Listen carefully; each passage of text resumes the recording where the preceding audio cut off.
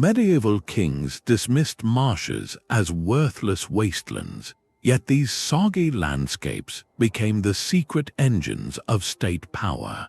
By the end, you will understand how control over water, trade, and defense turned muddy edges into instruments of authority and wealth. How did canals become tax collectors? How did fortified islands rise from mosquito-ridden swamps to protect entire kingdoms? What comes to mind when you think of power, stone castles, or flowing water? To the medieval mind, a marsh was a place of sickness and mystery. Dense fog carried strange smells. Mosquitoes bred in stagnant pools. People whispered about creatures lurking beneath the murky surface. Many believed the air itself caused illness, so they built their villages on high ground and avoided these low, wet lands whenever they could. But here is the contradiction that shaped history. Those same marshes held treasures that could not be ignored. Underneath the black soil lay thick layers of peat, a slow-burning fuel that kept hearths warm through long winters. Reeds grew tall and straight, perfect for thatching roofs or weaving baskets. The shallow waters teemed with fish and eels, a steady source of protein for anyone who knew how to catch them. And in coastal marshes, the sun and tide left behind a crust of salt, one of the most valuable commodities of the age. Salt preserved meat and fish through the cold months. It was worth its weight in silver, so the very places people feared also fed them. This duality did not escape the notice of rulers who are always searching for new sources of income and strength. A marsh was no longer just a breeding ground for fevers. It became a ledger of potential revenue. Peat could be taxed, reed harvesting could be licensed. Salt beds could be claimed as royal property, and all of these resources flowed through the same channels, literally, that crisscrossed the wetlands. For a shrewd lord, the challenge was not whether to use the marsh but how to control it. That question would transform the soggy margins of medieval kingdoms into something far more strategic than anyone had ever imagined. The most ambitious answer to that question rose from the lagoons of the Adriatic. Venice did not sit on solid ground. It floated on a network of muddy islands and salt marshes, a watery maze that seemed impossible to defend or govern. Yet this city became one of the most powerful states of the medieval world, not in spite of its environment but because of it. The Venetians looked at the lagoon and saw opportunity where others saw only obstacles. They drove millions of wooden piles deep into the soft mud to create stable foundations for their buildings. They dug canals to connect one island to another, turning the shallow waters into a system of roads that were both efficient and nearly impossible for an invading army to navigate. A foreign fleet could not easily find its way through the shifting channels. Local fishermen, on the other hand, knew every sandbar and current by heart. That gave Venice a natural fortress without the need for thick stone walls. But the canals did more than protect the city. They became the commercial bloodstream of the Republic. Goods from Asia and the Middle East arrived by sea, then moved through the lagoon on barges to distribution points throughout the city and beyond. Every bridge, every dock, every warehouse could be monitored and taxed with precision. The state kept careful records of what passed through its waterways, and because water was the only practical route, there was no way to avoid the tolls. The Venetian government did not fight the marsh. It studied it, engineered it, and turned it into an instrument of control. Officials dredged canals to keep them deep enough for trade ships. They regulated where buildings could be constructed to prevent blockage of vital channels. They even managed the flow of fresh water and waste to keep the city healthy. This active management required a centralized authority, and that authority grew stronger as the city grew richer. The result was a state that derived its power not from owning land in the traditional sense, but from controlling movement across water. Every ship that entered the lagoon, every barge that carried silk or spices, every fisherman who cast a net, all of them contributed to the wealth and stability of the Republic. The marsh was not just tolerated, it was the foundation of an empire, and that foundation depended on a constant, unseen effort to keep the water itself under control. The same principle applied on a far grander scale across continents. While Venice mastered a single lagoon, other states carved entire networks of artificial rivers through the heart of their territories. They did this for a simple reason: water moved goods and armies more efficiently than any road ever could. A canal barge could carry 10 times the load of a horse-drawn cart, and it never wore out its hooves or needed feed. But building a canal was an immense undertaking that required planning, labor, and above all, authority. No local lord or village could dig a waterway stretching hundreds of miles. Only a powerful central government could organize such a project, and in doing so, that government tightened its grip on the land. In China, the Grand Canal became the backbone of the Tang and Song dynasties. It linked the Yellow River in the north to the Yangtze in the south, connecting the wheat-growing regions with the rice-producing heartland. The emperor's officials surveyed the route, mobilized tens of thousands of workers, and directed the construction of locks and levees. Once finished, the canal did not just move grain, it moved tax revenue. Farmers paid their dues in rice, which was loaded onto barges and shipped directly to the capital. Officials recorded every bushel at checkpoints along the way, and because the canal was a single choke point, there was no way to hide the cargo.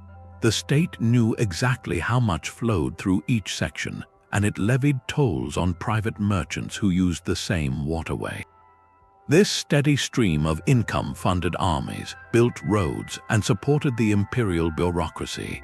The canal also allowed the military to shift troops quickly from one end of the empire to the other. A rebellion in the south could be met with soldiers from the north within weeks, not months. The water itself became an instrument of unity. In Europe, the same logic emerged in the plains of Lombardy, where a network of canals navigably threaded through the cities of Milan, Pavia, and Cremona. These waterways connected the Po River to the Alpine lakes and eventually to the Adriatic Sea. Local rulers financed the digging of new channels and the dredging of old ones. They built locks to manage changes in elevation, an engineering feat that required precise knowledge of hydraulics. The result was a transportation system that made Milan one of the wealthiest inland cities of the medieval world. Silk, wool, iron, and salt all moved along these man-made rivers. The ruling Visconti and Sforza families understood that whoever controlled the canals controlled the trade. They taxed every barge, charged fees for docking rights, and even required merchants to use state-owned warehouses. Any attempt to bypass the system meant traveling overland through muddy roads controlled by hostile nobles. The canals made evasion nearly impossible, and because the state maintained the waterways, it had a permanent reason to collect revenue. Repairs, dredging, and lock maintenance required constant funding, which justified the taxes and gave the government a steady excuse to monitor the movement of goods. The canals did not just support the economy, they created a cycle of dependency. Merchants needed the canals to move their products, so they paid the tolls.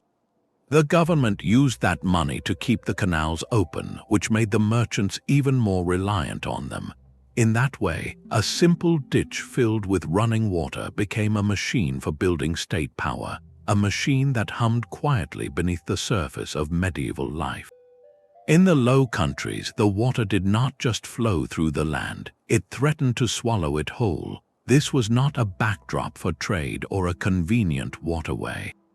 This was a constant, grinding enemy that rose every spring, clawed at the coast during storms, and seeped into farmland until the soil turned to sour bog. Generations of farmers, monks, and local lords discovered that no single person could fight the sea alone. A single breached dike could drown an entire village in hours. A clogged sluice could flood a season's harvest, so they built something unprecedented. They formed cooperative institutions that we now call water boards. These were not royal decrees imposed from above. They grew from the muddy ground up, born of necessity and shared survival. Neighbors met in village halls to decide who would maintain each stretch of dike, who would dig the drainage ditches, and who would pay for the wooden sluice gates that kept the saltwater out. They drew up regulations, appointed inspectors, and levied fines on anyone who neglected their section. Over time, these local agreements hardened into formal organizations with written rules, permanent officials, and the power to tax. What began as a farmer's duty to his neighbor became an early form of government. The emerging authorities, especially the Count of Holland and the Duke of Burgundy, saw an opportunity. They did not try to fight the water boards. Instead, they wrapped themselves around them. A count could grant a charter to a new polder, a piece of land drained and reclaimed from the marsh, and in that charter he set the terms. He decided who held the land rights, what rents were due, and who had the final say over the sluices. He named his own officials to oversee the drainage works. Slowly, the power to control water became the power to control land tenure. A lord who could not maintain his dikes risked losing his entire estate to the sea, and the count was more than willing to step in, repair the works, and take possession. The water board became a tool of centralization. Local nobles found themselves bound by decisions made in distant courts about when to cut the peat and how deep to dig the canals. They paid taxes not just on grain and cattle but on the very land itself, measured by how much water it held at bay. The system was efficient, relentless, and self-reinforcing. Every time a storm surge threatened the coast, the need for coordinated action grew stronger. Every time a water board called for a levy, the central authority collected a share. By the late Middle Ages, the Low Countries had become a patchwork of polders, dikes, and canals that were maintained by a bureaucracy unlike anything else in Europe. That bureaucracy did not answer to local lords. It answered to the count, the duke, and eventually the emerging state. The struggle against water did not just drain the marshes. It drained the power of the old feudal order and filled the coffers of a new kind of government. One that understood that the most reliable form of authority is the authority people cannot escape. And that authority flowed through every sluice gate and stone weir in the soggy, resilient landscape. The same water that shaped economies and built bureaucracies also carved a defensive shield around medieval states. Armies hated marshes. A cavalry charge slowed to a crawl in knee-deep mud. Heavy armor became a death trap in a bog. Siege engines sank into the soft ground. Generals learned to avoid wetlands or pay a terrible price. Smart rulers turned this loathing into a weapon.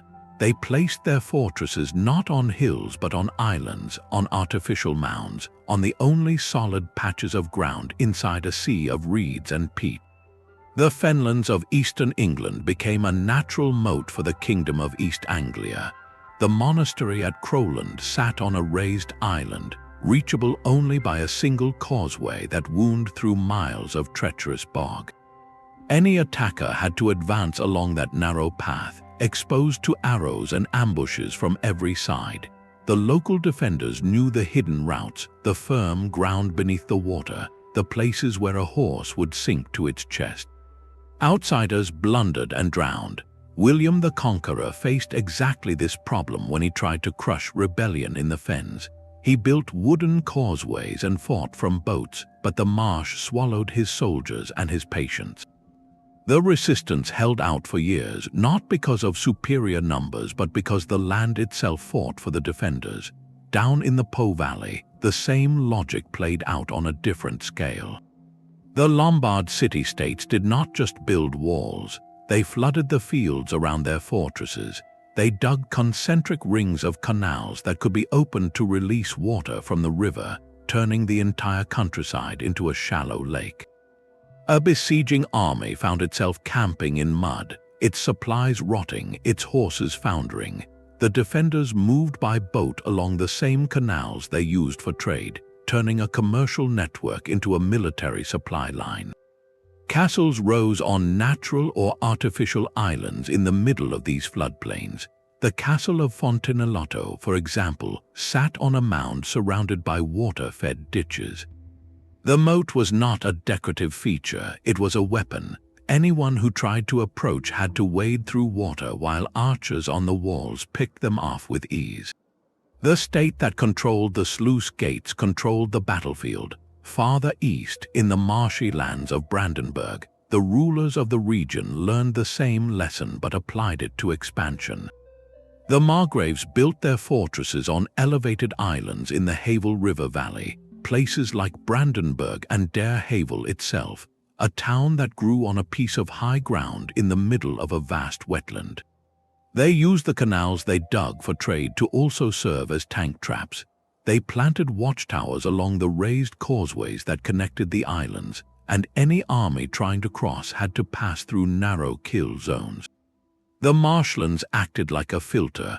Only the most determined and well-supplied invaders could even reach the walls, and by the time they did, they were exhausted, hungry, and far from their own supply lines. The defending state could wait them out, let the water and the mud do the fighting. In every one of these regions, the marsh was not a passive backdrop. It was an active participant in the defense of the realm. The engineers who built those fortresses understood something crucial. The same wet ground that seemed to be a weakness was actually a strength as long as you knew how to work with it, not against it. And the rulers who figured that out gained an advantage that no amount of stone or steel could replace. They bent the landscape itself to their will, and the landscape repaid them with security. But defense was only one side of the story. Across the fens of eastern England, a different drama unfolded. This vast, flat expanse of marsh and peat stretched for hundreds of square miles, a world apart from the rolling hills and dense forests that surrounded it. The people who lived there moved by boat between scattered islands of solid ground. They harvested eels, cut reeds, and cut peat for fuel. They paid their rents in fish and fowl. And for centuries, they answered to local monasteries and powerful earls, not to the distant king in London.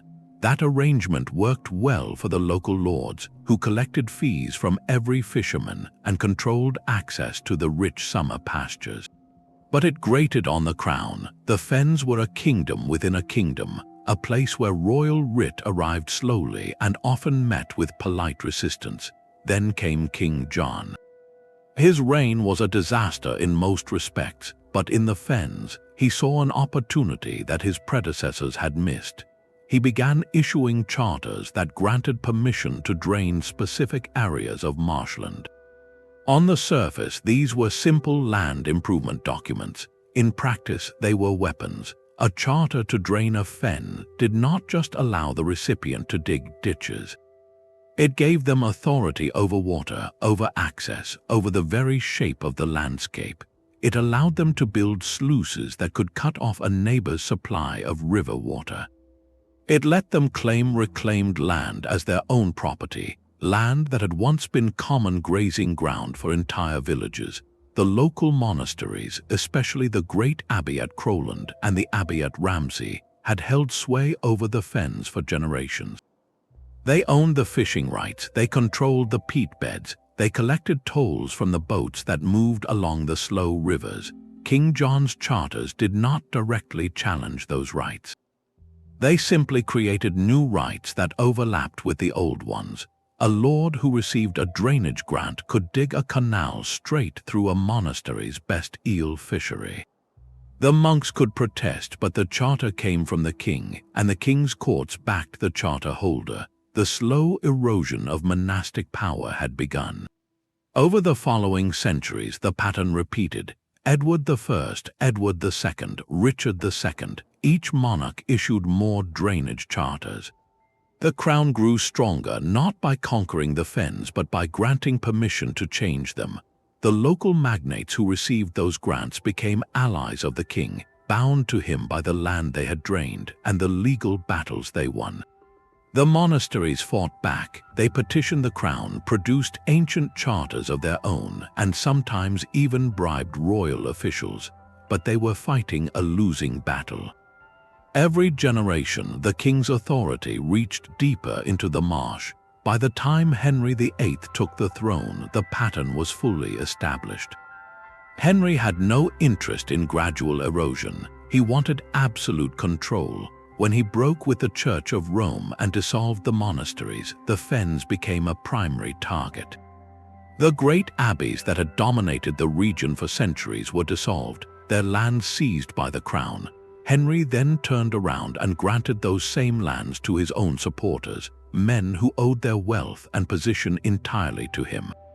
These new landowners did not share the old loyalties. They answered to the king, and they wasted no time in pursuing drainage projects on a scale never seen before. They cut new channels, they built embankments, they forced local villagers to contribute labor or pay fines. Resistance was met with the full weight of royal authority. The commoners who had once harvested eels and cut reeds on common land now found themselves trespassers on property owned by the crown's new friends. The fens did not change overnight, but the terms of power changed completely. The king no longer needed to negotiate with local lords or abbots. He owned the land outright. He controlled the water, and every ditch dug, every sluice gate installed, every acre drained became a permanent reminder that the marsh belonged to the state. Not to the monks, not to the villagers, not to the old order, to the crown. And that transformation, written in mud and flowing water, reshaped the politics of England. Water rights were the invisible currency of medieval power, more valuable than gold and far more contested. A lord who controlled a river could dictate who fished, who milled grain, who floated timber, and who crossed from one bank to the other. He built weirs, which were barriers of wood and stone that slowed the current and trapped fish in woven baskets. He installed sluice gates that could raise or lower the water level behind a dam, flooding a neighbor's meadow or starving his mill pond. Every weir and every sluice became a small fortress of privilege. The lord collected a fee from every boat that passed, every net that was cast, every sack of grain that was ground at his mill. In the language of the time, these were called tolls, and they were the lifeblood of local authority. But the river itself did not belong to any single lord. Or did it? That question sparked centuries of legal battles, because rivers were not just local resources. They were highways that connected the interior to the coast, and whoever controlled the highway controlled the trade. Kings and emperors watched these local water rights with growing unease.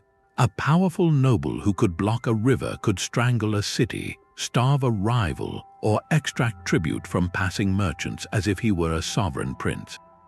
That kind of power challenged the very idea of a unified realm, so central governments began to draw a line. They declared that navigable rivers were public highways owned by the crown, not by any baron or bishop. In England, the Magna Carta itself contained a clause ordering the removal of fish weirs from the Thames and other major rivers, because those weirs obstructed navigation and harmed the common good of the kingdom. King John did not enforce that clause very well, but the principle was set. The river belonged to the realm. Later kings expanded on that idea. They sent royal justices to hear disputes over water rights. They issued writs that commanded local lords to tear down illegal weirs. They claimed the authority to grant licenses for any new sluice or dam on a navigable waterway. In France, the Capetian monarchs slowly asserted their control over the great rivers like the Seine and the Loire. They appointed officials called maîtres des eaux et forêts, masters of waters and forests, who patrolled the riverbanks and enforced the king's regulations. A baron who wanted to build a mill on a royal river had to pay for a charter. A village that wanted to dig a drainage ditch had to petition the crown. Each license, each fee, each royal inspection tightened the noose around local independence. The same pattern emerged in the Holy Roman Empire, where the emperor claimed jurisdiction over the Rhine and the Danube. Local counts and bishops resisted, but the imperial court slowly chipped away at their autonomy.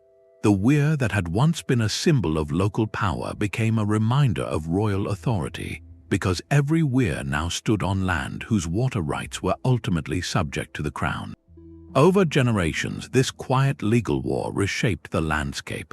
Lords stopped building weirs across major rivers and started building them on smaller streams where the king's interest was weaker. But even there, royal officials eventually arrived. They measured the flow, they counted the fish, they tallied the tolls, and they recorded every transaction in ledgers that ended up in the royal treasury. Water rights did not just regulate fishing and milling. They regulated the very relationship between the center and the periphery, between the king and his subjects. The river that seemed to flow freely was in fact a leash, and the hand that held that leash was the hand of the state. No institution understood the value of wetland better than the medieval monastery. While kings and barons fought over castles and coin, monks looked at a muddy bog and saw something else entirely, a blank slate for transformation. They arrived in remote valleys, along river floodplains, and on the edges of coastal marshes, places where no noble wanted to build a hall and where peasants barely scratched a living from the thin soil. And they did not just tolerate these soggy landscapes, they reshaped them. The Benedictine and Cistercian orders became masters of hydraulics. They dug drainage ditches in precise geometric patterns, each one angled to carry excess water away from the fields. They built underground clay pipes to channel springs. They constructed sluice gates that could be opened or closed to control the flow of a stream. They even built dams to create mill ponds, using the falling water to power grain mills and fulling mills for cloth. The monastery at Revolks in Yorkshire sat in a narrow valley that was prone to flooding. The Cistercian monks diverted rivers, built stone channels, and turned the valley floor into a network of productive fields and fish ponds. They did the same in the flatlands of East Anglia. The abbey at Bury St Edmunds drained vast areas of fen, creating some of the richest farmland in England. The peat soil, once waterlogged and useless, became incredibly fertile once the water was drawn off. The monks grew wheat, barley, and oats in abundance. They kept flocks of sheep on the drained pastures, selling the wool to Flemish weavers. They dug fish ponds and stocked them with pike and tench, providing protein for the table and a surplus for market. Every acre reclaimed was an acre of new revenue, and the abbey did not keep that revenue hidden.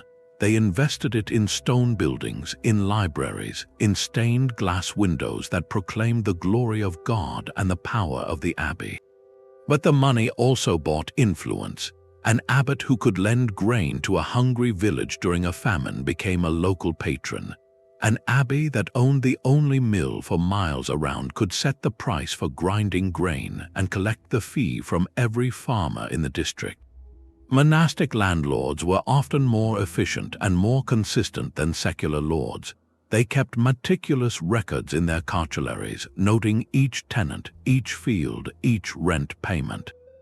They did not die and leave a divided inheritance. The institution endured, and its wealth accumulated over generations. That accumulation of land and capital made monasteries into economic engines that could rival any county court. The crown noticed kings grew wary of these rich, independent institutions that answered to Rome and not to Westminster, yet they also depended on them. Monasteries provided hospitality for royal travelers, educated the sons of nobles, and served as administrative centers where local records were kept. When a king needed a loan to finance a war, he often turned to the great abbeys. When he needed to pacify a rebellious region, he might grant the local abbot the right to hold a market or build a bridge, tying the abbey's prosperity to the crown's favor. The relationship was a careful dance. The church grew strong by draining the marsh, but the state grew strong by taxing the drained land. In the Low Countries, Cistercian houses like the Abbey of Dost in Flanders reclaimed vast polders from the sea. They built dikes and windmills not for show but for survival. The land they won from the water became the most productive in Europe, and the abbey became one of the wealthiest landowners in the region. Local counts watched with envy. They began to assert their own rights over the reclaimed land, demanding that the abbey pay taxes or accept the count's officials as overseers of the dikes. The abbots resisted, but the counts had the swords and the courts. Over time, the secular authorities pried open the monastic grip on the wetlands. They granted charters to lay lords to drain nearby fens. They created new towns on reclaimed land, filling them with burghers who owed loyalty to the count, not the abbot. The monastery that had once been the only source of order and improvement in the marsh found itself competing with a new kind of power. The drained field that had once been a source of monastic independence became a source of royal revenue, and the monks, for all their skill and industry, could not stop the slow shift. The very land they had created was slipping through their fingers, acre by acre, into the hands of the state. The water they had tamed was now flowing in channels that served the treasury as much as the altar, and the quiet hum of the mill wheel was beginning to sound like the turning of a tax collector's ledger. Bruges did not become wealthy by accident. Its fortune rose from a single canal that linked the city to the open sea at the Zwin estuary. That channel, dug by hand in the 12th century, turned a small market town into a crossroads where merchants from the Baltic met traders from the Mediterranean. Ships carrying English wool, Flemish cloth, German timber, and Italian spices all squeezed through the same narrow waterway. Every vessel paid a toll at the city gate, and every bale of goods was weighed and recorded in the municipal ledgers. The city government collected those fees, built new quays, and dredged the channel deeper. The deeper the canal, the larger the ships that could reach the wharves. The larger the ships, the greater the volume of trade. The greater the trade, the richer the merchants who financed the next dredging project. Bruges understood that the canal was not a passive piece of infrastructure. It was an engine that needed constant fuel, and that fuel came from taxes. What made the system work was a partnership between the city and the Count of Flanders. The Count wanted a reliable source of income, and he found it in the booming trade of Bruges. He granted the city special privileges, the right to hold fairs, the right to operate a mint, the right to judge commercial disputes in its own courts. In return, the city paid the Count a share of every toll collected. The Count also regulated the canal itself. He set the official weights and measures that merchants had to use. He appointed inspectors who checked the quality of cloth before it could be exported. He forbade the construction of any rival channel that might divert traffic away from Bruges. The city grew fat on trade, but the Count grew fat on the city.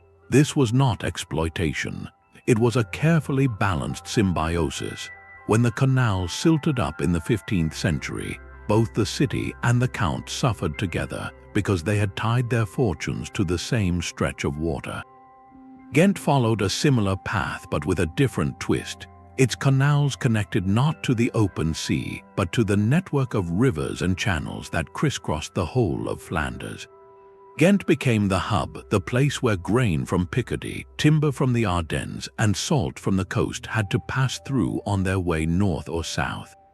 The city built a system of locks that allowed barges to move between different canals at different water levels. Those locks were the most advanced in Europe at the time. They required constant maintenance, which required constant funding, which required constant taxation. Ghent City Council levied a tax on every bag of grain that entered the gates. They also charged a fee for the use of the canal itself, a sort of toll that every boat had to pay. The Count of Flanders and later the Dukes of Burgundy watched these revenues with hungry eyes. They demanded a cut and they got it. In exchange, they granted Ghent a near monopoly on the grain trade of the region. No other city could build a lock that interfered with Ghent's canals. No neighboring lord could divert a river that fed the city's waterways. The ruler and the city became partners in extraction, squeezing every last coin from the flow of grain and cloth. Hamburg played the same game on the banks of the Elbe. The city sat at the point where the river met the North Sea, a natural gateway to the interior. But the Elbe was shallow and treacherous in places. Hamburg dug a series of canals that allowed smaller boats to bypass the worst sandbars and reach the city's warehouses. These canals, called Fleet, turned the heart of Hamburg into a network of water streets. Every building had a dock at the back door. Merchants could unload cargo directly into their cellars without ever touching a road. The city government controlled every inch of that system. It set the depth of the canals. It regulated how long a ship could tie up at a quay. It hired watchmen to prevent theft and to collect the mooring fees. The Duke of Saxe-Lauenburg, who claimed sovereignty over the river, tried to assert his own authority over the Hamburg canals.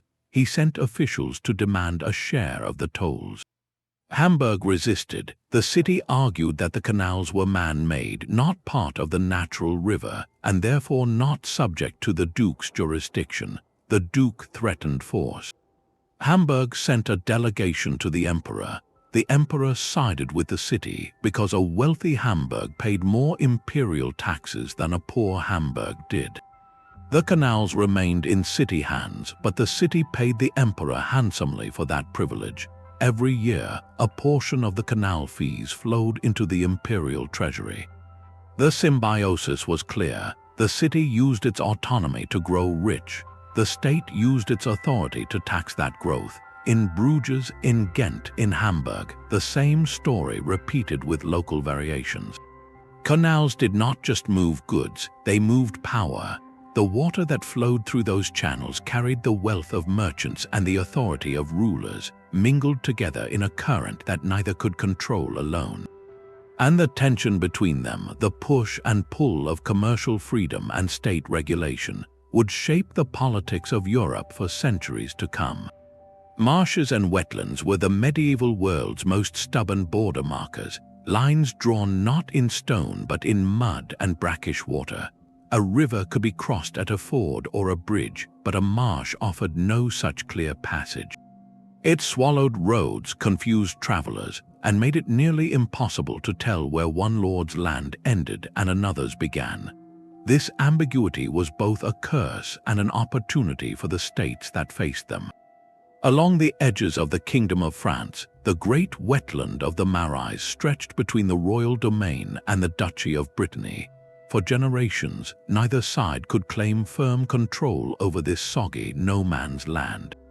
The local inhabitants, people who lived on scattered islands of dry ground, paid taxes to whichever lord happened to be strongest at the moment, or they paid nothing at all. The French kings wanted clear boundaries, something they could defend and tax. The Breton dukes wanted the same, so they began to mark the marsh with physical signs of authority. They built watchtowers on the few raised outcrops. They dug boundary ditches and planted rows of willows to show where one side's jurisdiction ended. They even held formal meetings on the edges of the bog, with officials from both sides wading out to a prearranged spot to agree on a line. But the marsh did not cooperate. Every spring flood erased the ditches. Every winter storm toppled the willows. The water itself seemed to mock the idea of a fixed border. In the end, the two states did not conquer the marsh. They learned to live with its uncertainty. They created a buffer zone, a stretch of land where neither crown held full authority, but both could patrol and collect tolls on the few raised causeways that crossed it. This arrangement was tense and often broke down into small skirmishes, but it lasted for centuries because neither side could afford the enormous cost of draining and fortifying the entire wetland. The marsh became a shared burden, a place where power was not absolute but negotiated season after season. Across the continent, in the lands of the Holy Roman Empire, similar stories played out along the marshy valleys of the Oder and the Neisse. Local margraves and bishops argued over who had the right to cut peat, who could fish the streams, and whose soldiers could march through the soggy ground. The emperor in Vienna could not settle every dispute, so he granted privileges to local lords to build small fortresses on the edges of the wetlands. These fortresses, called Wasserburgen or water castles, sat on artificial islands surrounded by moats that were fed by the marsh itself. They were not just homes for minor nobles. They were statements of control, a way of saying that the marshy boundary was no longer a wild, contested space but a defended frontier. The power of a state was measured not only by its armies but by its ability to impose order on these ambiguous landscapes. A lord who could keep the marsh passable for his own troops while making it impassable for his enemy held a decisive advantage. This constant push and pull, the slow work of claiming and losing and reclaiming the soggy edges of kingdoms, forced rulers to become patient builders, diplomats, and engineers all at once.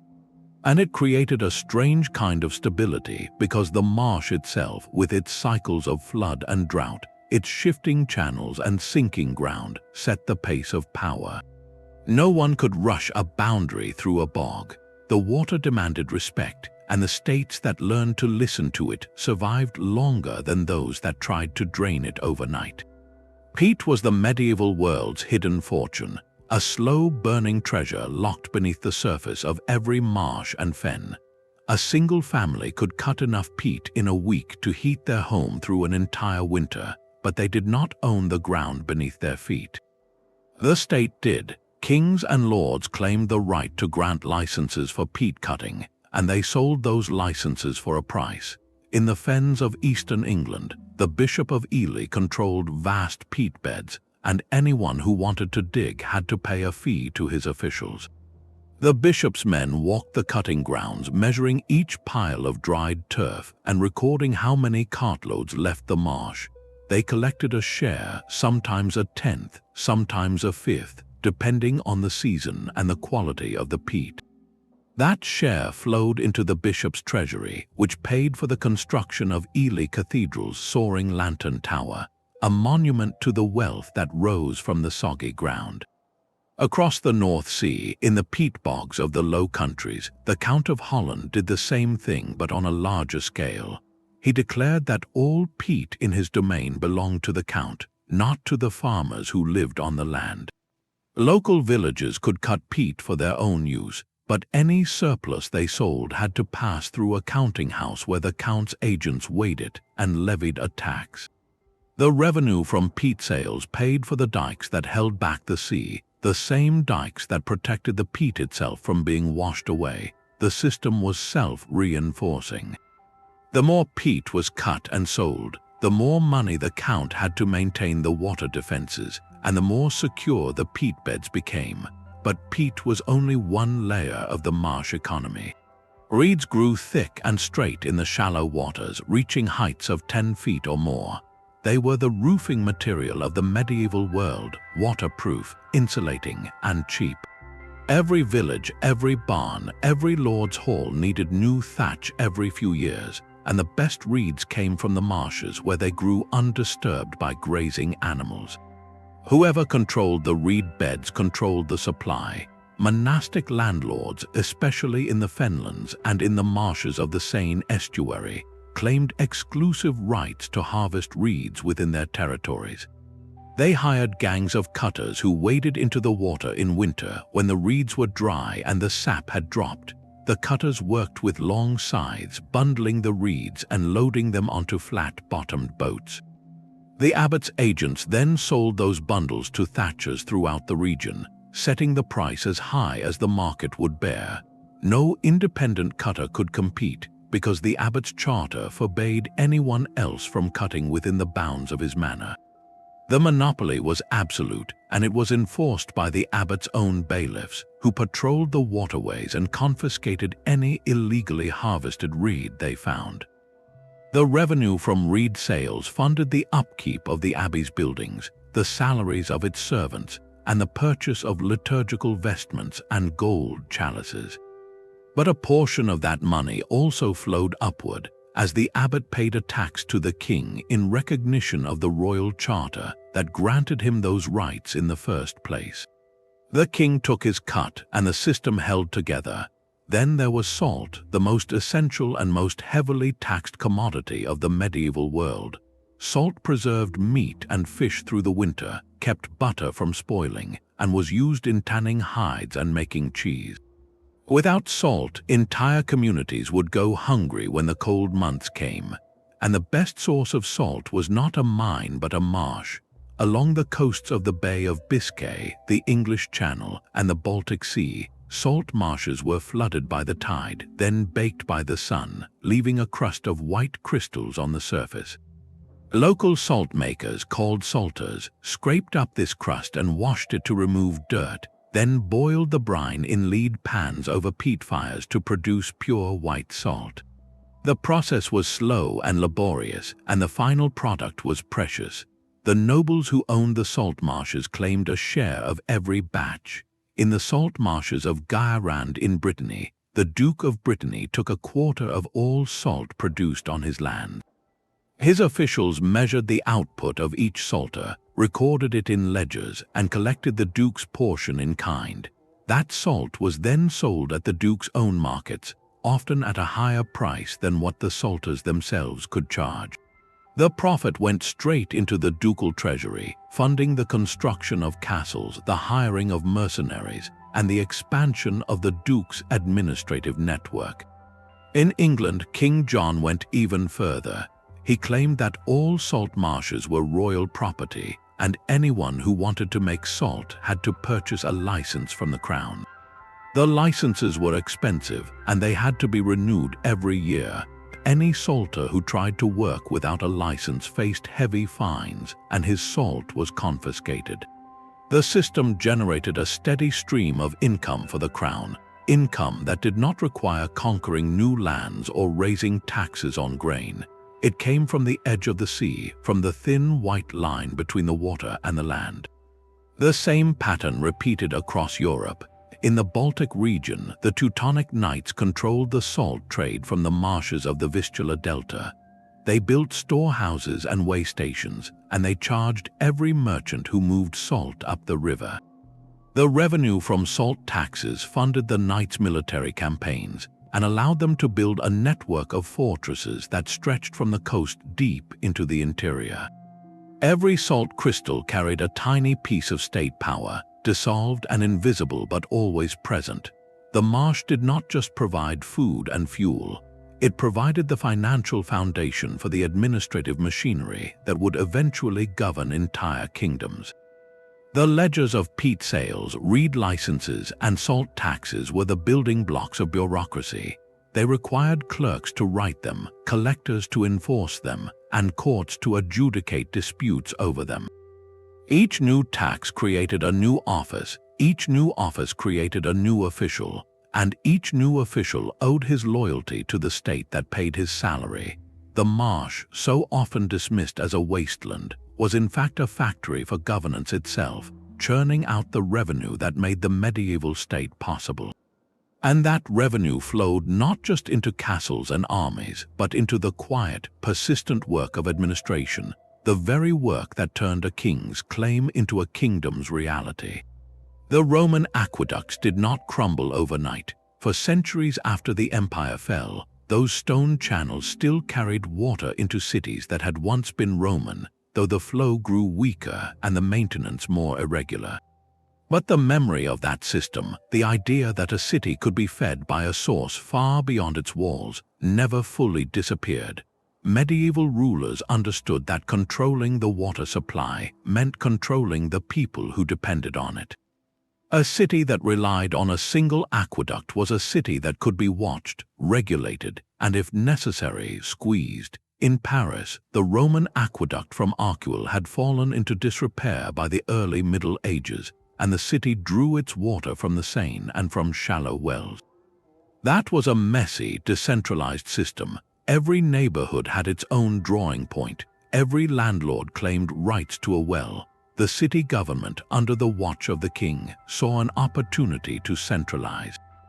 In the 12th century, King Philip II, known as Philip Augustus, ordered the construction of a new aqueduct to bring water from the hills of Belleville into the city.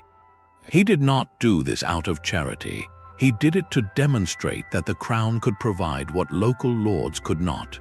The new aqueduct ran mostly underground, surfaced at public fountains, and delivered clean water that the king himself had authorized. Every person who filled a jug at that fountain was reminded that the water came from the king. The conduit of Belleville became a symbol of royal authority, a visible thread connecting the throne to the daily life of every Parisian. And the king did not stop at building it. He appointed officials to maintain the channel, to clear the settling tanks, and to ensure that no one tapped into the line illegally. Those officials reported directly to the crown. They kept records of how much water flowed, who used it, and whether any fees were owed. The aqueduct was not just a pipe. It was an administrative artery. The same logic played out in London, though with a different approach. The city had grown beyond its ancient Roman walls and beyond its Roman water system, which had long since failed. By the 13th century, London drew most of its water from the River Thames and from the Walbrook, a stream that ran through the center of town.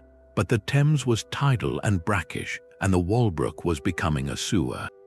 The city needed fresh water. Enter the king, Henry III, who granted the city the right to build a new conduit from the Tyburn Springs, 3 miles away, in the fields that are now part of Marylebone.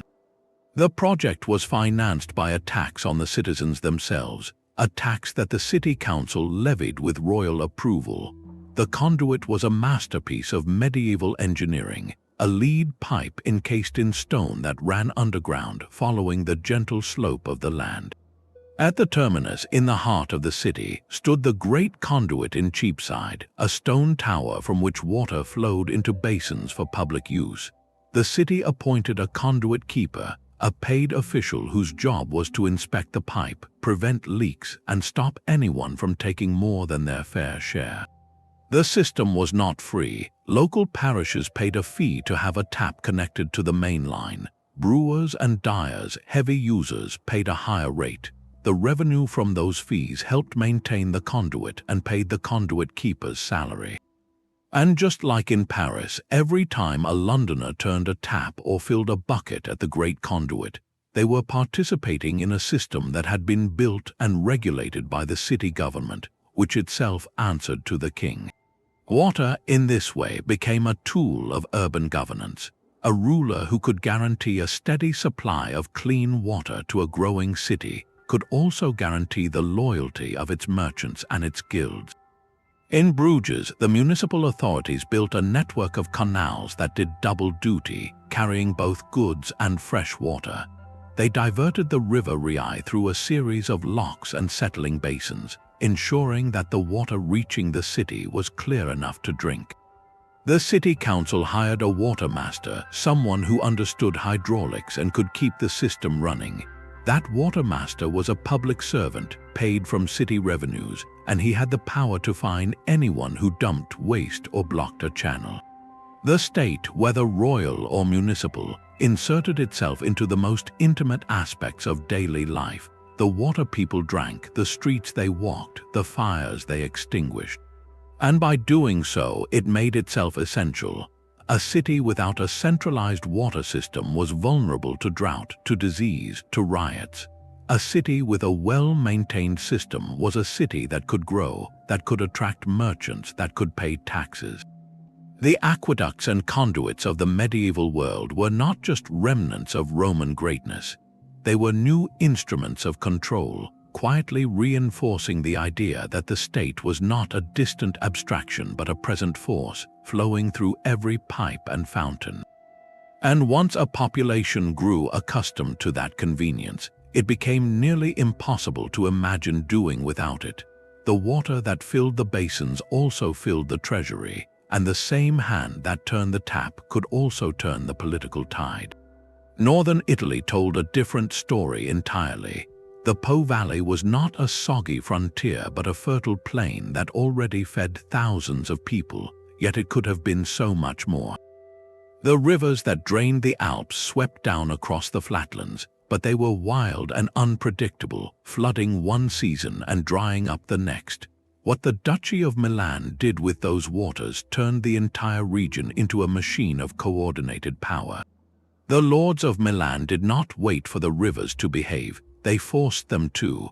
They dug the Naviglio Grande, a canal that drew water from the Ticino River and carried it more than 30 miles across the plain. The channel was not a simple ditch. It was a precise work of hydraulic engineering, with stone locks that raised and lowered boats, with sluice gates that could be opened to flood a field or closed to starve a rival. Every drop of water that flowed through that canal was accounted for by the Duke's officials. They measured the flow at each gate. They set schedules for when farmers could draw water for irrigation. They charged fees for every barge that passed, for every mill that tapped the current. The Naviglio Grande did not just move goods, it moved the seasons themselves. A farmer who had once prayed for rain now prayed to the Duke because the Duke controlled the sluice. The canal turned the Po Valley into a patchwork of regulated fields, each one planted at the time the watermaster allowed. This was not an innovation born of local cooperation. It was a declaration of authority. The Duke of Milan, Gian Galeazzo Visconti, and later Francesco Sforza, used the canal network to bind the countryside to the capital. They issued charters that defined exactly which villages could draw water and on which days. They built watchtowers along the embankments, not to guard against invaders but to ensure that no farmer secretly opened a sluice after dark. The canals became the sinews of the duchy, carrying grain, wine, and iron from the countryside to the city, and carrying the Duke's decrees back out again. An army that marched through the Po Valley had to cross those same canals, and the Duke's engineers could turn the irrigation ditches into defensive moats by simply opening the head gates. The flat land became a web of obstacles, each one controlled from a central chamber in Milan. The Duke's power did not rest on the size of his army alone. It rested on his ability to make the water rise or fall at his command. That required a bureaucracy. The Duke appointed a superintendent of waters, a high official who oversaw every canal, every lock, every mill weir. That superintendent kept ledgers that recorded the tolls collected at each checkpoint. He hired inspectors who walked the banks and fined those who broke the rules. He reported directly to the Duke, not to any local noble. In this way, the water itself became a tool of centralization. The old feudal lords who had once held sway over their own lands found that they could no longer ignore the Duke's regulations. If they wanted their fields irrigated, they had to obey the schedule. If they wanted to build a new mill, they had to apply for a license. The Duke's permission was required for any act that touched the flow of water, and that flow touched everything. The Po Valley Canal system did not just make the duchy wealthy. It made the Duke the undisputed master of the landscape, and that mastery, written in the careful gradient of every channel and the steady rhythm of every lock, became the model for how a Renaissance prince could rule not by brute force but by the quiet, unassailable logic of engineering. The scale of water management in the Low Countries demanded something far beyond local effort. A single village could dig a drainage ditch to keep its own fields dry, and a group of neighbors could maintain a short stretch of dike. But when the North Sea surged during a storm, it did not respect parish boundaries. It rolled over the coast, smashed through miles of earthen walls, and turned entire provinces into inland seas. No village could rebuild that damage alone. No local lord had enough laborers or timber to repair a breach that stretched for a league. The problem was simply too big for the old ways. And that is exactly when the state stepped in. The Counts of Holland and the Dukes of Burgundy did not create the first dikes. Those had been built by monks and farmers over generations. But they did something else. They took responsibility for the system that connected those dikes. They appointed officials called dike reeves who walked the entire coastline, inspected every section of wall, and ordered repairs where needed. When a major flood struck, the Count sent his engineers to survey the damage and his tax collectors to raise a special levy from every village that benefited from the repaired dike. A village that refused to pay could find itself cut off from the next round of repairs. The logic was harsh but effective. The state took charge of the water, and in exchange it took a share of the land's produce. Over time, these emergency measures became permanent institutions. The Waterschappen, or water boards that had started as local cooperatives, were absorbed into a regional hierarchy that answered to the Count's court. The men who ran those boards were no longer just farmers. They were officials appointed or confirmed by the sovereign. They kept records, held courts, and levied fines. They had the authority to order a farmer to dig a new ditch on his own land or to pay for a sluice gate that would benefit his neighbor. The state did not just coordinate flood control. It became the flood control. The same pattern unfolded in the Po Valley, though in a different form. There, the problem was not the sea but the rivers that tumbled out of the Alps, heavy with meltwater every spring. The Po and its tributaries regularly burst their banks, turning fields into lakes and washing away entire harvests.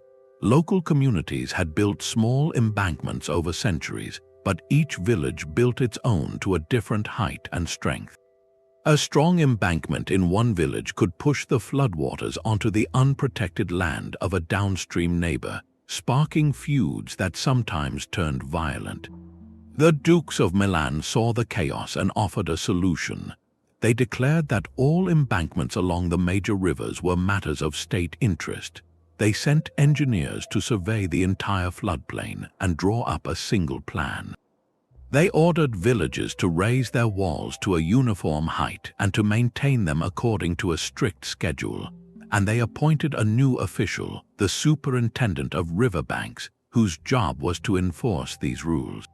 Any village that neglected its section of the embankment was fined, and the fine went into a central fund that paid for emergency repairs. If a breach occurred, the Duke's engineers took charge of the repair, and the cost was spread across all the communities that shared the river. The old logic of every village for itself was replaced by a regional system of shared risk and shared obligation. That system required a bureaucracy.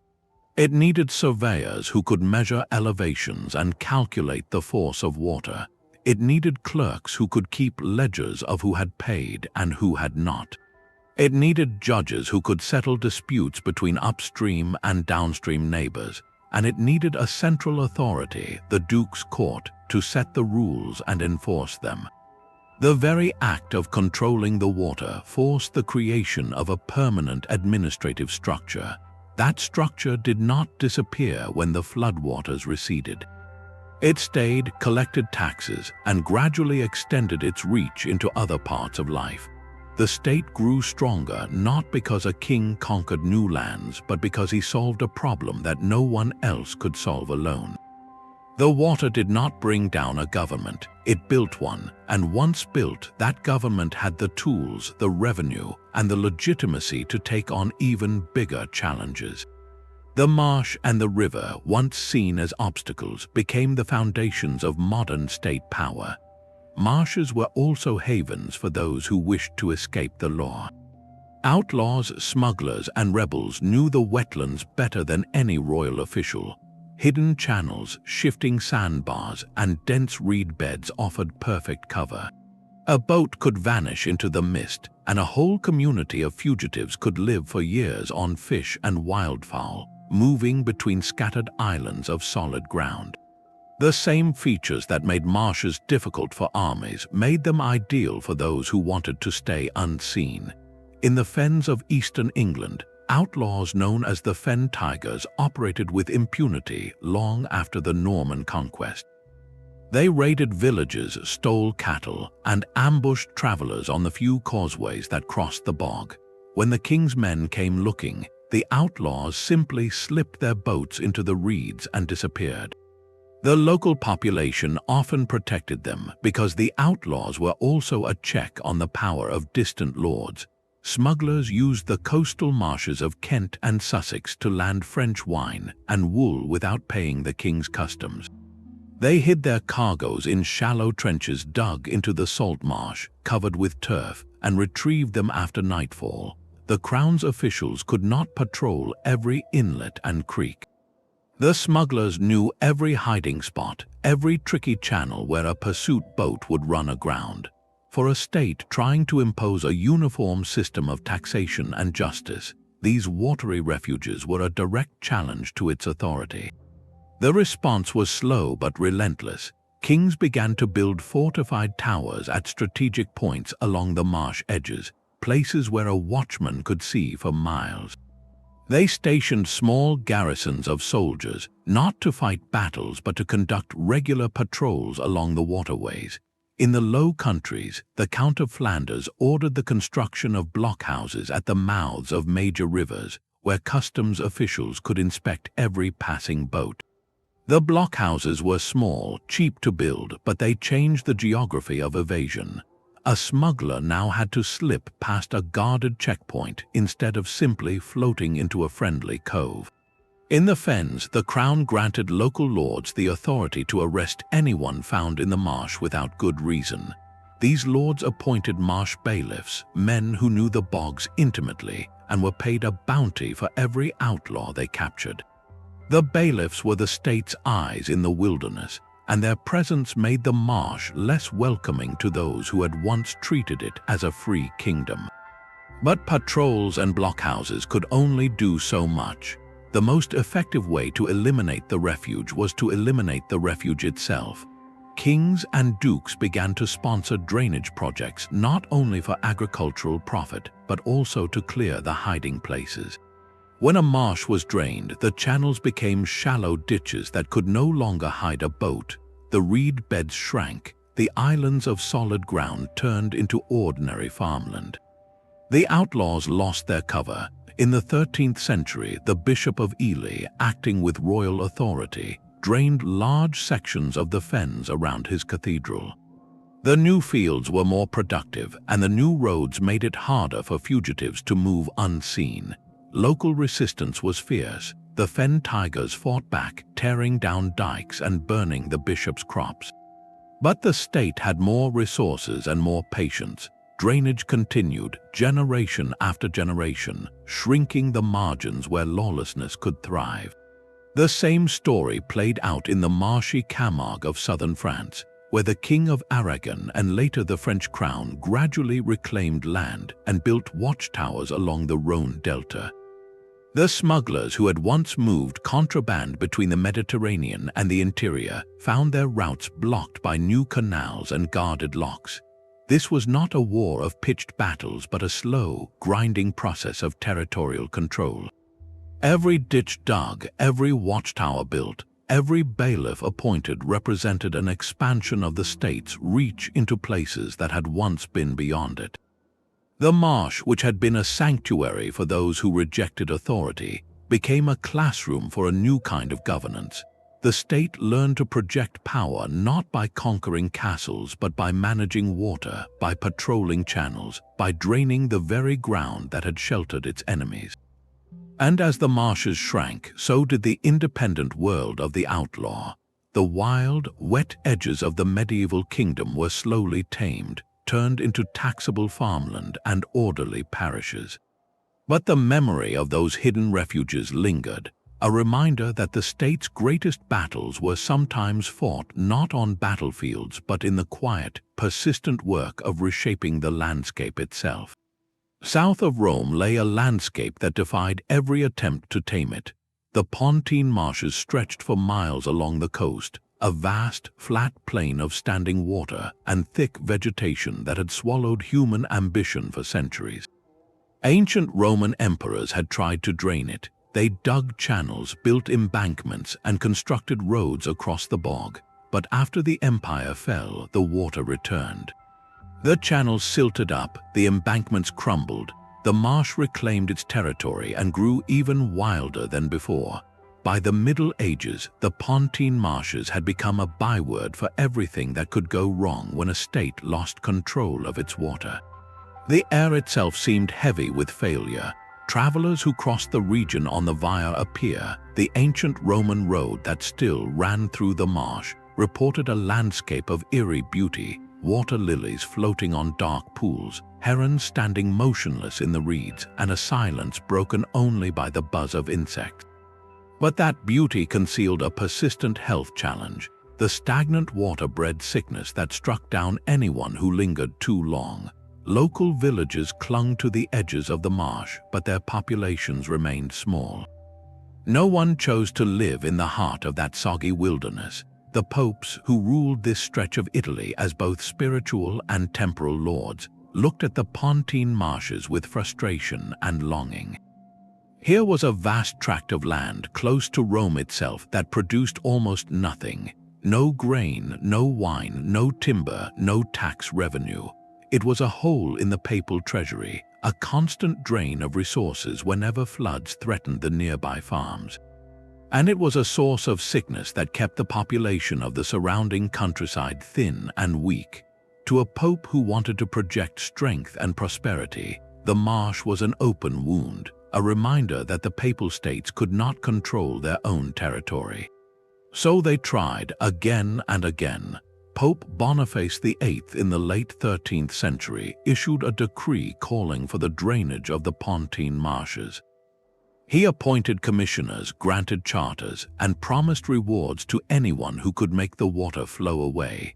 But his plan collapsed under the weight of its own ambition. The technology of the time simply could not handle the scale of the problem. The marsh was too flat. Water would not run downhill when there was no hill to run toward. The only way to drain it was to dig canals deep enough to carry the water to the sea, and those canals had to be kept clear of silt, which settled constantly in the slow-moving current. Medieval engineers did not have steam pumps or heavy dredging equipment. They had shovels, wheelbarrows, and muscle power. They could dig a canal, but they could not keep it open against the relentless return of mud and reeds. Over the following centuries, other popes tried again. They brought in hydraulics experts from the Low Countries, men who had drained their own marshes with remarkable success. Those experts surveyed the Pontine plain and shook their heads. The problem, they explained, was not just the flatness of the land. It was also the rivers that fed the marsh. Several streams and springs poured fresh water into the basin, and until those inflows could be diverted or controlled, any drainage channel would simply fill up again. The papal engineers built new canals, they installed sluice gates, they even tried to dam some of the smaller streams. Each effort worked for a season or two, then failed. The marsh was patient, it outwaited every pope. It outlasted every attempt, but those failures were not without meaning. They revealed something important about the nature of state power in the medieval world. The popes who ordered these projects were not just trying to reclaim farmland. They were trying to demonstrate that the papal states could do what the Roman Empire had done. They wanted to prove that the Church, as a temporal ruler, could command nature itself. Every failed drainage attempt was a public statement of ambition carved into the landscape. The canals that went nowhere, the embankments that crumbled, the abandoned sluice gates rusting in the reeds, all of them marked the reach of papal authority, even in retreat. A lord who tried and failed to drain a marsh still showed that he had the vision to attempt such a thing. That vision, that willingness to spend treasure and labor on a project that might never succeed, was itself a form of power.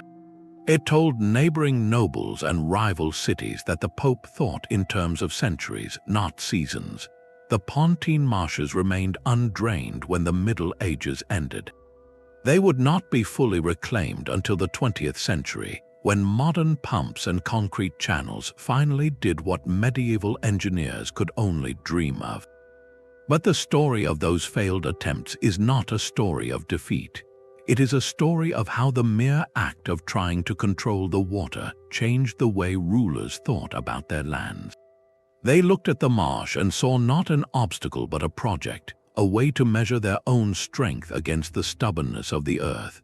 And that shift in perspective from acceptance to ambition would echo through every canal, every dike, and every drained field that followed.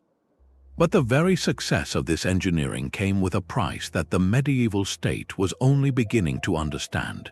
Every canal dug to drain a marsh lowered the water table, and that slow sinking of the ground level created a problem that builders had not anticipated. The peat soil, once drained, began to oxidize and shrink. Fields that had been flat and productive after reclamation slowly subsided, dropping by inches each generation until they sat below the level of the canals that were supposed to keep them dry. The water that had been pushed out now had to be lifted back over the dikes by windmills and pumps, an endless cycle that required constant energy and constant investment. The land was not being conquered, it was being borrowed from the water, and the loan came due every season. Medieval engineers had no way to predict this long-term subsidence. They saw the immediate gain of fertile soil and open fields, and they pushed ahead. The state celebrated the new tax revenue from drained acres, but it also inherited the burden of perpetual maintenance. A marsh that was left alone could take care of itself. A drained marsh became a dependent that demanded pumps, ditches, and dike patrols forever. The ecological transformation went deeper than the soil itself. The reed beds that had once sheltered fish and waterfowl disappeared. The eels that had been a staple of the fenland diet grew scarce. The birds that nested in the tall reeds moved away. The whole web of life that had evolved in the wet, slow rhythm of the marsh was torn apart and replaced with a simpler, more predictable system of crops and pastures. Medieval people noticed. Local fishermen complained that their catches had dwindled. Hunters found fewer ducks and geese, but these voices were quiet compared to the roar of the grain merchants and the tax collectors. The state measured success in bushels of wheat and sacks of wool, not in the number of herons standing in the shallows. The loss of habitat was a trade-off that seemed acceptable at the time. The marsh was seen as a waste, something to be improved. No one thought to ask whether the creatures that lived there had any value beyond what they could be sold for. And yet, the very changes that made the land more productive also made it more vulnerable. When a storm surge breached the new dikes, the water rushed in with a force that was greater than before, because the drained land sat lower than the surrounding sea. Floods that would have been absorbed by a natural marsh now became disasters that drowned entire villages. The state had traded the slow resilience of the wetland for the fragile productivity of farmland. And that trade-off would echo through the centuries, as the drained polders of the Low Countries and the reclaimed fens of England became places that could not survive without constant human effort. The medieval state did not see this as a failure. It saw it as a challenge to be overcome with better engineering and more resources. The ecological cost was simply the price of power, and the rulers of the time were willing to pay it. But the marshes remembered. They waited, patient and deep, for the day when the pumps might stop and the water would return to claim its own. The Hanseatic League took a different path through the wetlands. Where other rulers fought to drain the marshes and turn them into farmland, the merchants of the Baltic and the North Sea learned to live with the water and use it as their highway. The towns that became the heart of this league, Lübeck, Hamburg, Bremen, Danzig, and dozens more, rose on marshy coastlines and river deltas that seemed to offer little solid ground. But the ground did not need to be solid. It only needed to be connected, and the canals that threaded through these low, wet lands became the sinews of a commercial empire that rivaled any kingdom of the age. The Hanseatic League was not a state in the traditional sense. It had no single ruler, no standing army, no fixed capital.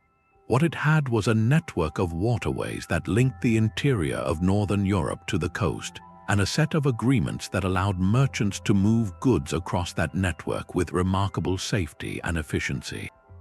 The canals were essential to this system.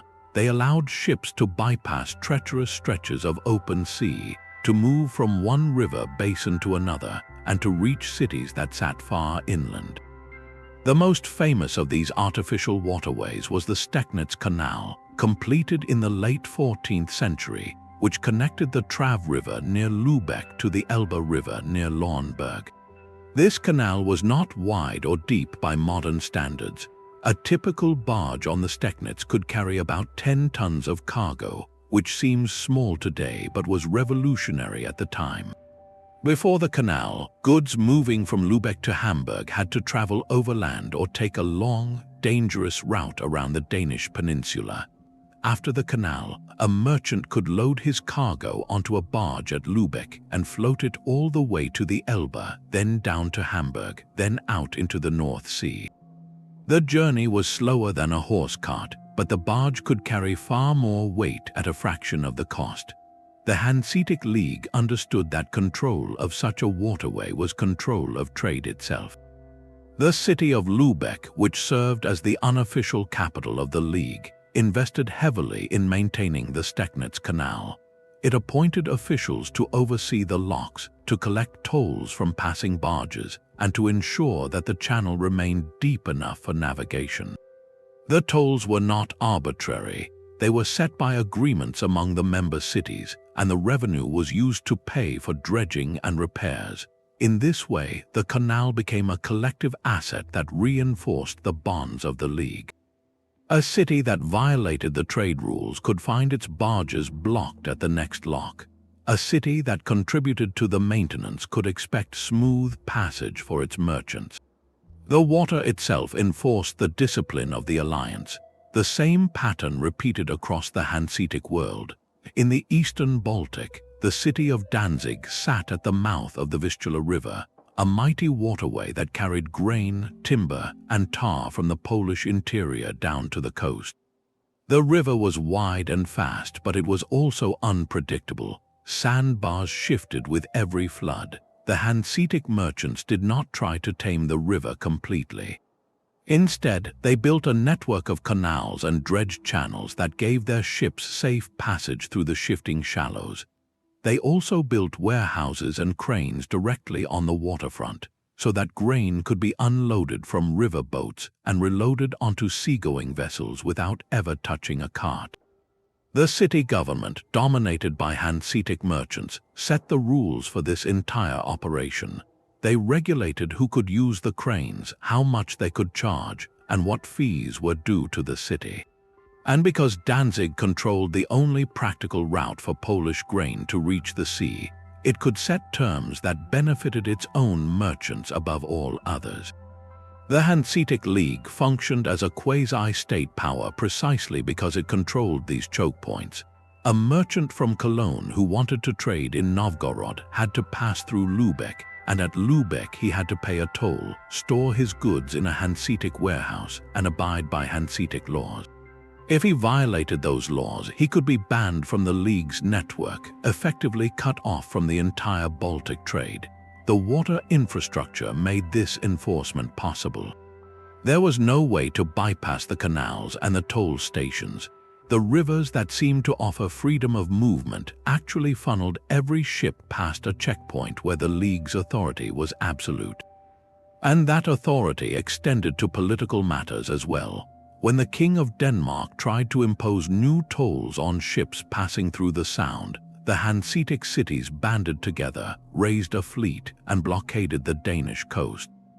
The war that followed was not fought over territory or dynastic claims. It was fought over the right to move goods through a narrow stretch of water. The Hanseatic League won that war, and the treaty that followed confirmed its control over the Sound and its access to the North Sea. The water was not just a resource. It was the foundation of a political entity that could stand up to kings and emperors. The wetlands and canals that had once seemed like obstacles to civilization became the infrastructure of a commercial republic that stretched from London to Novgorod, from Bergen to Bruges. And the merchants who sailed those waters understood something that the feudal lords of the interior often missed. Power did not have to come from land ownership. It could come from movement, from the ability to control the flow of goods across a watery landscape. The Hanseatic League proved that a network of canals, guarded by the authority of a collective of cities, could rival the power of any throne. The marshes did not need to be drained. They only needed to be navigated. Half a world away, a different kind of canal was reshaping an empire, where the Hanseatic merchants built their water highways through negotiation and collective investment. The emperors of China carved theirs by imperial decree. The Grand Canal of China was not a network of independent city projects. It was a single, monumental artery that ran from the Yellow River in the north to the Yangtze in the south, a distance of over 1,100 miles. And it was built and maintained by the absolute authority of the throne. The rulers of the Sui and Tang dynasties did not ask local towns for permission or negotiate tolls with merchant guilds. They ordered the canal dug, and they conscripted millions of laborers to dig it. The scale of this human mobilization was staggering. Entire villages were emptied of their able-bodied men, who were marched to the construction sites with nothing but shovels and baskets. They worked for months, sometimes years, in the mud and the heat. Sickness and exhaustion were constant companions. The state did not see this as a cost. It saw it as the price of unity. The Grand Canal was built to solve a fundamental problem of empire. The fertile rice lands of the south produced a massive surplus of grain, but the political heart of the empire lay in the north, around the capital cities of Luoyang and later Beijing. Moving that grain overland was slow, expensive, and vulnerable to bandits. A single cart pulled by an ox could carry only a few hundred pounds and traveled maybe 10 miles a day. A canal barge, on the other hand, could hold tens of thousands of pounds and moved with the current day and night, requiring only a small crew and a towpath. The economics were overwhelming. The emperor decided that the canal was essential, and he had the power to make it happen. Once the canal was complete, the state controlled the entire flow of tax grain. Every region in the south had to deliver a fixed quota of rice to the canal head each year. The emperor's officials weighed and recorded every bag, then loaded it onto government-owned barges. Those barges moved north in convoys, escorted by soldiers, and passed through a series of locks and checkpoints where the grain was counted again. The system was designed to prevent leakage. No private merchant was allowed to transport tax grain. That was a monopoly of the state. In this way, the Grand Canal became the financial backbone of the empire. The grain that arrived in the capital fed the imperial court, the army, the bureaucracy, and the population of the largest city in the world. A ruler who controlled that flow could feed his soldiers, pay his officials, and keep the capital quiet. A ruler who lost control of the canal risked famine in the north and rebellion in the south. The canal was not just a piece of infrastructure, it was the circulatory system of the state itself. The tax mechanism was simple but ruthless. Each province was assigned a quota based on its estimated harvest. The officials in charge of collection were personally accountable for meeting that quota. If they fell short, they were demoted or worse. This created a powerful incentive to squeeze every last grain of rice from the farmers. The canal made the extraction efficient, but it also made it visible. Farmers knew that the grain they grew would be carried away on those long barges, never to return. This knowledge bred resentment, and the state had to use a combination of force and propaganda to maintain order. The canal was a tool of integration, binding the south to the north economically and politically, but it was also a tool of coercion. In Europe, the canal systems developed along a completely different path. No single ruler could command the labor of millions. Instead, cities like Bruges, Ghent, and Hamburg built their own canals with their own funds and their own hired workers. The labor was paid, not conscripted. The The tolls were set by city councils, not by imperial decree. The canals were built to serve the needs of merchants, not the tax collectors of a distant monarch. The result was a more flexible, more commercially driven system. A city could decide to dig a new canal if it saw a profitable trade route to open. It could lower tolls to attract more shipping. It could experiment with new lock designs without waiting for approval from a central authority. This decentralized approach encouraged innovation and competition. The canals of the Low Countries and northern Italy were constantly being improved, deepened, and extended. The state, whether a duke or a count, benefited from the economic growth, but it did not control the canals directly. The city retained the autonomy, and that autonomy created a different kind of power. The ruler who wanted to tax the trade flowing through Bruges had to negotiate with the city council. He could not simply order the grain to be loaded onto his barges. He had to offer something in return: protection, privileges, or a share of the tolls. This bargaining changed the nature of state power. It made it more contractual, more dependent on consent. The emperor in Beijing did not bargain, he commanded. The contrast between these two systems shaped the political evolution of both civilizations. The Grand Canal bound China together under a single, top-down command structure that was incredibly efficient at moving resources but also incredibly brittle.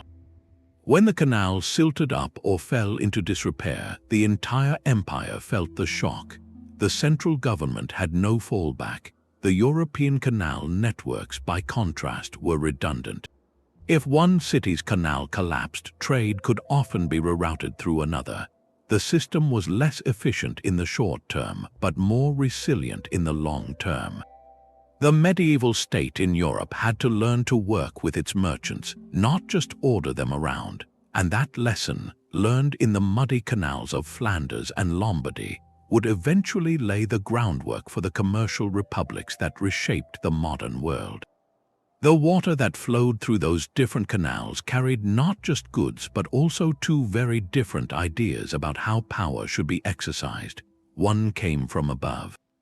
The other grew from below, and both of them, in their own ways, transformed the soggy edges of the medieval world into the foundations of the state. A marsh could kill without ever raising a sword. The air itself seemed to carry something invisible, a weight that settled in the lungs and turned the strongest farmer into a shivering shadow within days. Medieval people did not understand germs or parasites, but they understood cause and effect well enough. They knew that strangers who spent a night in the fen often woke with fevers that came and went in waves, chills that rattled the bones, and a bone-deep exhaustion that could last for months. Generations of experience taught them that low, wet ground bred sickness. They called it marsh fever or ague, and they avoided the bogs after dusk whenever they could. That instinct was correct, even if the science was still centuries away. The still, warm water of a marsh was the perfect nursery for the tiny organisms that caused the recurring fevers. And those fevers did not just make individuals miserable. They hollowed out entire communities. A village on the edge of a marsh might lose a quarter of its working-age adults to periodic bouts of illness. The ones who survived were often left too weak to plow or harvest at full strength. Fields went untended, harvest shrank. The local lord saw his rents dwindle and his labor pool evaporate. Armies that marched through marsh country paid a terrible price. A general could lead 1,000 healthy soldiers into the wetlands and emerge a few weeks later with half that number fit for duty. The rest would be lying in the baggage carts, burning with fever, or already buried in the soft ground. Campaigns that depended on speed or surprise were simply impossible when the route crossed a known fever zone. This was not a secret. Rulers studied the health of their lands as carefully as they studied the strength of their fortresses. They knew that a marsh was a strategic weakness, a hole in the kingdom's defenses against both foreign invasion and internal decay. The economic toll was even harder to measure but just as real. A weaver who was too sick to work produced no cloth. A fisherman who could not row his boat caught no eels.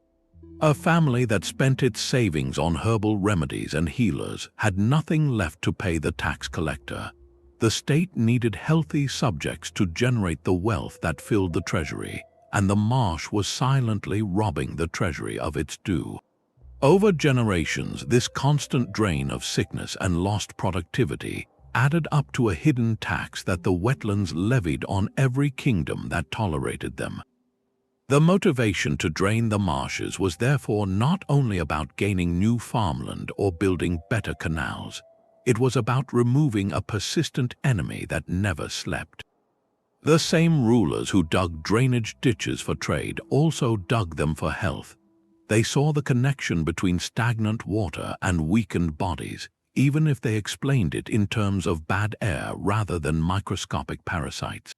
When a count ordered a new channel cut through a bog, he was not just trying to move goods, he was trying to let the bad air drain away.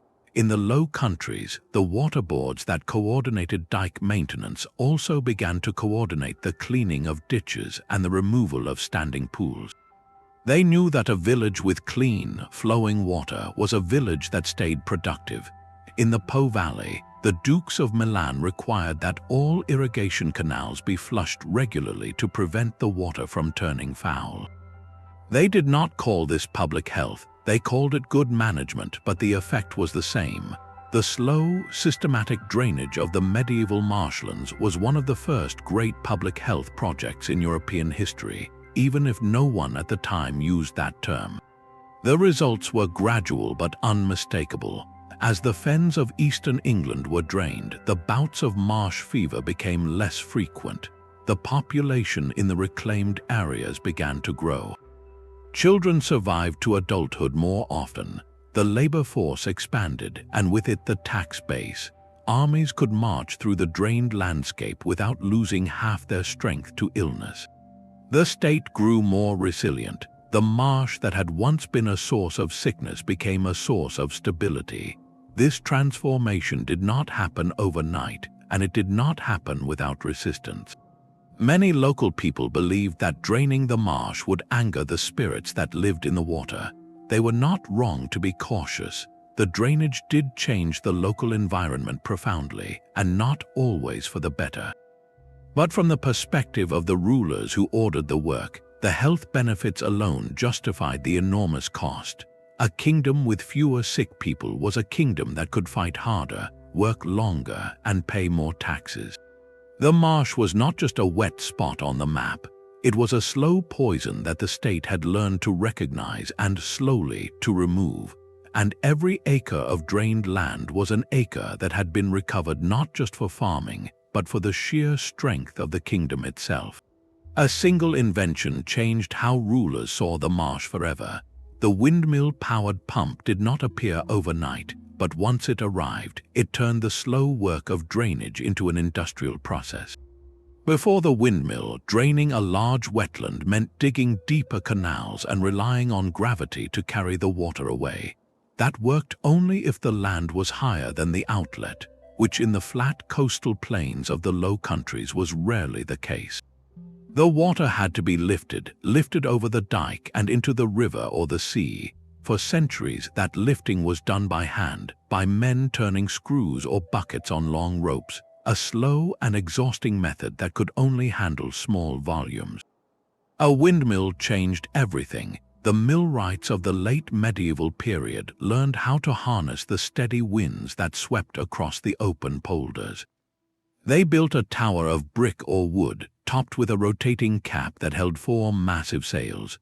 Inside, a vertical shaft connected the sails to a horizontal axle that turned a simple device called an Archimedes screw. The screw, a long cylinder with a spiral blade inside, was set at an angle into the drainage ditch. As the screw turned, it scooped up water from the lower channel and lifted it up and over the dike into the higher outlet. A single windmill could lift thousands of gallons every hour, day and night, as long as the wind blew, and in the Low Countries the wind nearly always blew. The effect on the landscape was immediate and dramatic. polders that had been marginal, wet, and prone to flooding became dry enough to plant crops, the water table dropped. The soil, once a soupy bog, turned firm enough for plows and cattle. Land that had produced only reeds and rushes began to yield barley, oats, and flax. The state took notice. Every drained acre was a new source of tax revenue. The count or duke who owned the polder could lease it out to farmers, charging rent based on the expected yield. And because the windmill made drainage reliable, the yield could be predicted with fair accuracy. The windmill did not just dry the land, it created a predictable income stream that could be recorded in ledgers and collected by officials. The state began to plan entire reclamation projects around the placement of windmills. Surveyors laid out grids of canals, each one draining into a central channel that led to a windmill. The mills were placed at the lowest points where gravity could not help, and their position was marked on maps that became instruments of state planning. The Dukes of Burgundy, who ruled the Low Countries in the 15th century, financed the construction of dozens of new windmills on their domains. They did not build them themselves. Instead, they granted land to investors who would pay for the mill and the dikes, and in return the Duke took a share of the future harvest.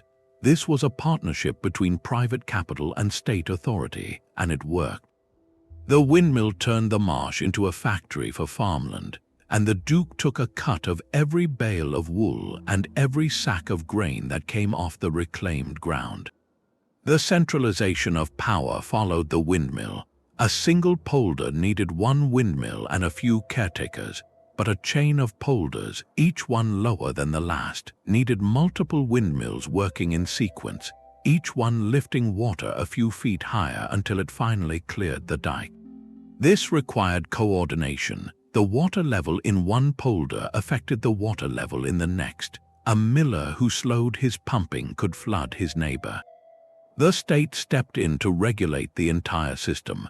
It set schedules for when each mill should run, how high the water could rise, and who was responsible for repairs. The windmill, which seemed to be a simple machine, created a web of interdependence that only a central authority could manage. And that authority, whether a duke or a city council, grew stronger with every new mill that turned in the wind. By the end of the 15th century, the landscape of the Low Countries had been reshaped. Where there had been shallow lakes and reedy bogs, there were now neat rectangles of dark soil, crisscrossed by straight canals and dotted with the white sails of windmills. The tax collectors walked those canals with their ledgers, counting the cows and measuring the fields. The windmill had not just drained the water, it had pumped new wealth into the treasury, and with that wealth came the means to build a more organized, more centralized state. The marsh was no longer a place of sickness and uncertainty. It was a machine for generating power, powered by the wind itself. Across every kingdom, from the Baltic to the Mediterranean, the same story played out in mud and reeds. The marsh was never what it seemed to those who only glanced at its surface. Travelers saw a wasteland, a place of sickness and mystery. Rulers saw something else entirely. They saw a ledger of untapped revenue, a natural fortress, a highway for goods, and a classroom for governance. The very qualities that made marshes seem marginal, their wetness, their inaccessibility, their resistance to plows and roads, were exactly the qualities that made them useful to the state. A canal could be taxed, a peat bog could be licensed, a reed bed could be monopolized, a salt marsh could be claimed as royal property. The water itself became a tool of control, a medium through which authority flowed as surely as the current. Defenders used marshes as moats that no army could cross without paying a terrible price. Merchants used canals as arteries that fed the wealth of cities and the treasuries of kings. Administrators used drainage projects as excuses to extend their reach into every corner of the landscape, appointing officials, keeping ledgers, and levying fees that bound local communities to the central power. The wetland was not a blank space on the map. It was a place where the abstract idea of state power became concrete, written in the gradient of a canal, the height of a dike, the annual quota of peat, and the routine inspection of a sluice gate. The paradox is deep and persistent. The landscapes that seemed least suited for civilization became some of the most important engines for building it. The water that seemed to wash away order actually created the conditions for a new kind of order, one that was more centralized, more bureaucratic, and more durable than what had come before. So the next time you cross a bridge over a slow-moving canal or walk past a stretch of wetland that looks wild and forgotten, pause for a moment. Consider the quiet work that water has done for centuries, not just shaping the land but shaping the very structure of power that we still live with today. The marsh did not just hold water, it held the hidden threads of history woven together by the hands of engineers, tax collectors, and rulers who understood that the soggy edges of the world were where the real strength of a kingdom was built.